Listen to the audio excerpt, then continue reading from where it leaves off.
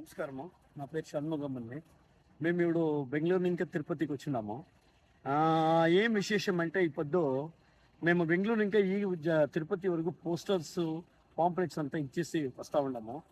ఈ తమిళనాడులో వసూరు పట్ల అత్తిముఖం అన్న ఒక జాగంలో ఈ తాగే వాళ్ళకి గాంజా డ్రగ్స్ తాగే వాళ్ళకి ఇడిసేదానికి ఒక 10 దినాల్లో శిబిరం ఏర్పడిస్తున్నారు. అర్హ సంస్థ అండి. అక్కడికి ఎవరికి ఉచితంగా డబ్బు లేదు, ఏమీ లేదు, ఫ్రీగా భోజనము మెడిసిన్ అంతా ఇచ్చేసి వాళ్ళకి 10 రోజు పెట్టుకొని ఎట్లు తాగేది ఇడిసేసి ఒక మంచి జీవితం చేయాలని అర్హ సంస్థే ఆర్గనైజ్ చేసింది.